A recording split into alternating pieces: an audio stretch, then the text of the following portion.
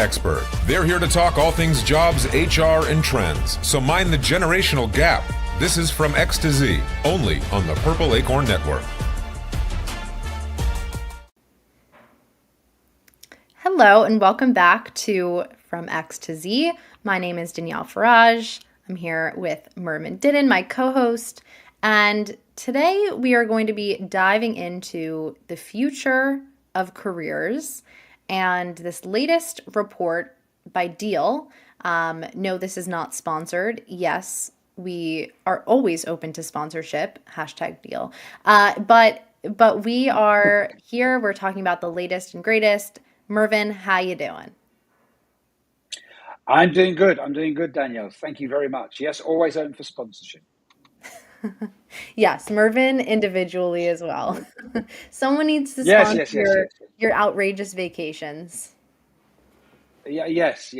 that you never take because you're, of that generation. No, I take all the time. No, I'm of the generation that now can afford to do that. Oh, great. Just rub it in my face, won't you? All right. I'm pulling your leg. Let's dive into this report. It came out, I think, last week. Has some really, really interesting insights. One of them being Gen Z is the employers of the future, top priority. We saw the highest salary growth at 9% and the lowest termination rates, although you will let me know why we think that is, of any generation in 2024. And we're also seeing employers invest in Gen Z retention, valuing their digital native skills, and focusing on learning and development. This is just one of a few of the hot trends that we're seeing from this report. Mervyn, what do you think? Is Gen Z having the lowest termination rates because they're the best employees, or is there some other reason why we're seeing this number? Well, obviously, as I'm here with you, Danielle, I'll say they're the best employees, but of course they're not, because they don't know they don't know very much, and all they do is play around on their phones. And Right. I'm supposed to come in with all these kind of observations now. No, I think my take on why they've got the lowest termination is that they're unlikely to stick around in an organization where they don't feel they're progressing, they're not learning anything, they're not enjoying being there. So they're much more likely to move than maybe older generations who are used to staying with an organization. If they're doing the job, nobody's on their back, they're getting paid every month, week, however, whatever it is, they get a bonus every so often. They'll keep with the status quo because that's the way certainly boomers and also Gen X and I suppose the older Gen Y, that was their entry into the workplace, was training, a solid career. You stayed, you built your way up, and as you progressed through going up, manager, leader, director, that kind of thing. Whereas I think Gen Z are, to my mind, more restless. They don't necessarily looking for that structured career because they don't have that same structure in their personal lives that kind of used to be. Get a job, get a good salary, meet somebody, get together, buy a property. We've touched on previous discussions of how that's out of reach for most, or for Right. many rather. Right. And so I think that it could be that the lower termination rate because they're leaving before they're terminated. Right. Well, yeah, I think so. It's really tough because obviously young generations, right? We're in a phase of life where we're kind of just figuring it out, right? We tend to forget this. So for anyone who doesn't know what the generations really are and how we define this younger one, it's anyone born between basically 1997 and 2012. So they're between like 13 and 28, 27, 28. And the thing about those years, as I'm sure you could relate, is that you're really trying to understand what you want. And oftentimes that requires you to try out a lot of different things, a lot of different environments, a lot of different bosses, teams, cities. And so I think this is something that we often kind of forget about what's the maybe motivations behind leaving a job. I think there's also a little bit less flexibility than there was a few years ago in the job market, but also in terms of moving around and relocating. So I think that's one important consideration to just keep in mind. But I do think and we'll always go back to incentives, right? That's really like at the heart of why people stay, why people leave. I think this generation is really disillusioned. They're arriving to work, and they have all these skills. They have so much creativity and so many great ideas to kind of give, and there's no real mechanisms internally unless you have a rotational program or you have a young leadership development program, or you have a young ERG, et cetera, et cetera. There's no real way to leverage these folks entirely, and all that they can kind of bring and unlock their potential internally. So I find that as a real big challenge for organizations, but also for this younger generation that's coming into the workplace kind of sold on something that isn't real, right? This like, oh, you're going to work a job, you're going to enjoy it, you're going to have your life, you're going to, feel stable. And in many cases, there's layoffs, there's been the pandemic. It's been a really tumultuous 5 years for this younger generation. And I feel like we're just at a point where we're prioritizing ourselves over everything else and anyone. I get that. I get that. I think that there have been previous generations, in fact, probably most generations, albeit there are things about Gen Z which won't apply to others, a lot around the technology and stuff, and a lot around, I suppose, the economic headwinds over the last 5, 7, 8 years. But I think that there's always been almost an urgency about younger people joining the job market. Certainly from, I suppose, going back to my parents' generation, it was about getting a stable job and being in that job for as long as you could. And I suppose for me as well, it was a bit like that. I mean, I didn't take that path, but I mean, I know people that I was at school with who pretty much worked for a company for 30 plus years and have just Yeah. grown with the company. I mean, Um, now when people and tell me that, it's like my mind is blown. My physical therapist said she's been at HSS for 16 years, and I was like, whoa, that's a lifetime. yeah, well, yeah. So I mean, it used to be that, the job for life and things, and there were certain professions that you could do.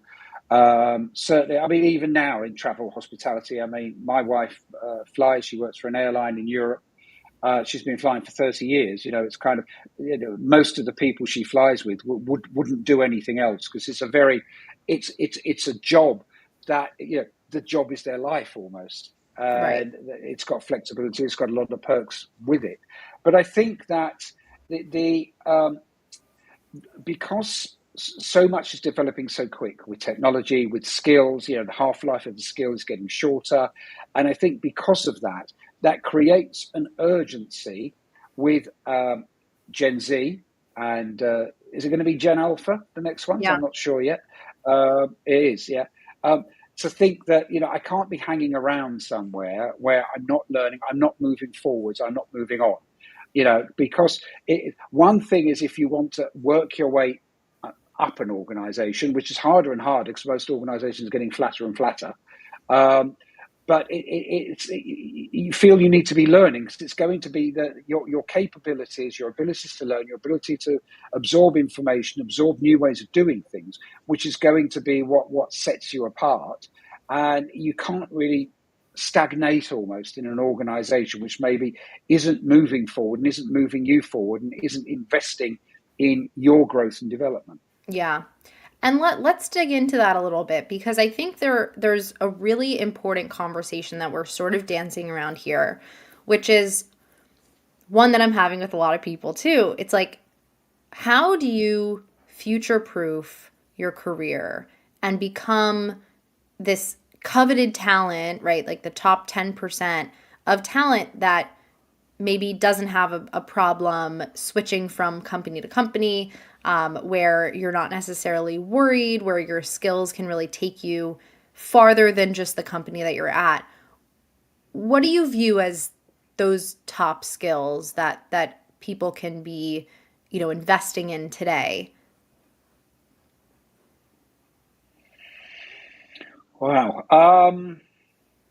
Well, I suppose I come from a generation where it was, you became qualified. You did a profession, you did qualified.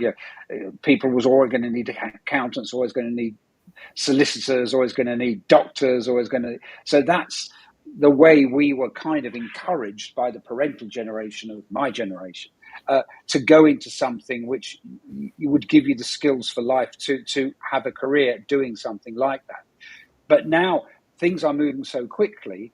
Even if I was to say, well, technology, obviously that's the thing. It's kind of understand data and understand all of these things, but even that changes really rapidly. So it's kind of like it's difficult to know what other than having a skill, a mindset to absorb and learn skills as and when they happen, and to be able to apply them quickly, and to be able to see how to apply them. That, I suppose, is the skill in itself, is kind of being able to absorb a lot of different things and understand the role that they play, rather than just say, I'm very good at this, this is what I'm going to stick at doing, this is what I'm good at, and there's a career for me doing this. Yeah, and There's an as you were adaptability, I suppose. Yeah, and as you were talking, this is actually interesting because something that came up a few months ago, I was talking about the definition of professionalism.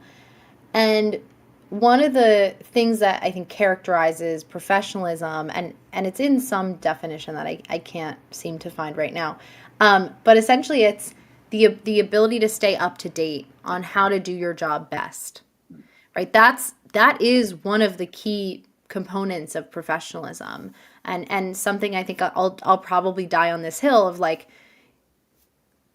people and leaders who aren't carving out the time, even within your workday, or whether it be on the weekend, to explore the next frontier, right? And obviously things are moving so fast. No one can know every single tool out there and how things are changing.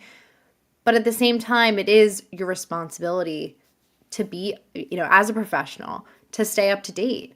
And I spent the past few days of my weekend really diving into what's the difference between Claude versus ChatGPT versus Perplexity versus Grok versus DeepSeek, like trying to understand for my own personal project of trying to create a manuscript. I already wrote a manuscript for a book, trying to create a book proposal. How do I do that? What is the best tool to leverage? And I think just through, our, whether it be your personal projects that you want to get accomplished, or whether it be through a professional project, or any, anything you're working on, I think that is a huge part of being a professional in the modern day. That's, like, I think it might be the biggest thing, at least at the moment. And I think that the second thing I would encourage people to do is always be networking, always be building relationships. You never know when certain relationships are going to become more relevant. And I think far too many people wait for them, to like ask someone to, for that moment when they need to ask someone for something, to reach out. So I would say, like, those are probably proactive outreach, building relationship building, and also, researching and staying up to date on the latest technology and how you can leverage that for your role are the two biggest priorities for anyone looking to stay relevant in this current job market, or in the professional world. Curiosity is a great skill to have. And a lot of people don't, curiosity isn't something that's there all the time. It's usually, most people only are curious about things that are of very specific interest to them. Could be to do with hobby, could be interest, could be, what they like doing. Whereas general curiosity of the world around you and how technology is changing and how everything is changing is a great skill to have, to actually look for it, to track it down, find out, absorb it, and understand how you might be able to use that. So I think that is a skill that I think Gen Z probably have a bit more, because they've grown into this. There won't be a job for life. There won't be a vocation for life, and you're always going to have to be. You're the ones that going to be on top of IT, because your older peers and your older relatives won't be able to keep on top of IT and tech and everything. That's what you've got to do for them. And I suppose there's been a lot of that. But I mean, in terms of the workplace, because things are changing quite quickly. So if I think of my first 7 or 8 years as a trainee accountant, I doubt anything in my workplace from what I can remember changed very much. Whereas now, I mean, in 8 years, the workplace is going to change. We'll have this in 8 years' time, and we'll be talking about something totally different.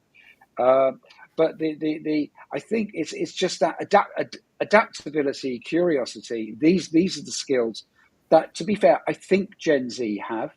Or I think a lot of Gen Z have. I wouldn't say everybody. And there are Gen X and Boomers and Gen Y who also have these things. But I think that's the thing that sets you apart. Like you said, you spent the weekend researching, Grok versus whatever versus Chat GPT, and I got a new Apple phone 3 weeks ago. I still haven't switched Apple Intelligence on yet. I'm waiting for you to say, next time I see you, I want you to show me what to do. Oh gosh, you sound like my mom. No, I'm joking. I'm pulling Like, your leg. next time I see you, I need you to show me how to post an Instagram again. I'm like, I can't. Just no. let me No, outsource. I won't be saying that to you. I won't be saying that to you. But no, I've got off a sidetrack now. But no, I think that the it's that adaptability which is important, and because you're coming into, it's not like you I suppose had a few years, half a career of a much more structured work life and learning and training and stuff, and then it's changed. This is what this is pretty much all you've known, and so it's kind of that's why you might not realize that to other generations what you've got's a skill that they don't have. They don't have the curiosity, they don't have the adaptability. And I think that I recognize, at least I can speak for myself, I recognize that those are skills, and they're skills that are very valuable to the market. The challenge, and I think probably many young professionals can probably feel the same way, is when you don't have the years of experience, people almost don't take you seriously. And it's really, really frustrating. I talk about this with many people in my circles of like, whether they're looking for a job, they're looking for a better job, they're looking, to network with people, to get in certain rooms. Like, you have to, obviously, there are people who fall outside of the norm that are able to get in certain rooms. I think I'm usually the youngest in the room wherever I am, and in these like certain contexts. But outside of that, I think it's really hard and frustrating because society values, high education and many years of experience, when realistically, how relevant and important is that right now to future-proofing, not just your own career, but an organization. And what do organizations really need right now? They need ideas, they need innovation, they need creativity, they need new eyes, a fresh pair of eyes. And the really frustrating thing, I think, again, for many, many people I talk to, is we're not necessarily given even the time of day to speak to, and we're not valued monetarily in the ways that we feel we should be. And just from a pure, cost of living perspective, most Gen Zers, like the average salary does not enable them to cover the cost of living. And I think that that's like a huge problem that we're trying to navigate, and a lot of us feel very alone in that. I think there's a huge loneliness epidemic as it is with Gen Z, and there's mental health challenges and all of that. We haven't even like touched on that. But I think then you also have these like RTO pushbacks, and we're going to the office and we're not necessarily being invested in or grown in any certain way. We're looking for that guidance. We're looking for, to be developed, and we're trying to learn, and we're trying to keep up. And then we're also having to, cover up everyone else's jobs and, educate people at the company who are older about certain technologies. Like, I just see this generation balancing so much more than any other generation has ever been expected to, and to know so much more coming into work. And that's why I do what I do, is because I see this and it's like such a struggle. And God forbid I make this claim online and on my LinkedIn, people come after me. They're like, oh, well, you have it so much easier. It's your own fault that you're mentally unwell because you're on your phone all the time. Like, okay, well, everyone kind of put this in our hands, technology. And then we're like, all right, use this all the time. And now we have dopamine problems, right? So it's kind of like, well, whose fault is it really? And we'll just like blame the kids. But yeah, anyway, I'm done with my rant. No, that's okay. Anybody, Danielle, anybody that picks on you for any of those things, you put them on to me. Oh, thank And you. I'll put them right. If they're an older generation, I'll put them right. Don't you worry. It's Yeah. just, yeah, I mean, it's unfortunately, I froze there for the moment. You see, now you might have seen me, people watching might have seen me about 3 minutes ago, suddenly looking a bit panicky. It's because, unlike a very organized Gen Zer like you, I didn't really check my laptop battery before we started recording. And I got that little flash up in the corner saying that your Mac is about to go into sleep mode Oh. because I was on 0%. Oh no. So I had to be listening to you while I was grappling around for the lead. Whoa. But anyway, it was fine. It was fine. But see, Gen Z that would never happen. You would make sure you were fully charged, or at Not least you had the really. lead in. Um, Yeah, my phone is but always no, dying. I think that, yeah, well, because you're on it so much, aren't you? It's all you do. It's kind of, Right. you should be working, but you're looking at your phone, talking to your mates. I've got to come up with some Gen X comments. Thank you. But no, I think you're right. And I think, as I said at the beginning, curiosity, adaptability, that's what I think, your generation has, because they've had to have it, and they need it. And the world of work, it's kind of long after I'm not in the world of work anymore.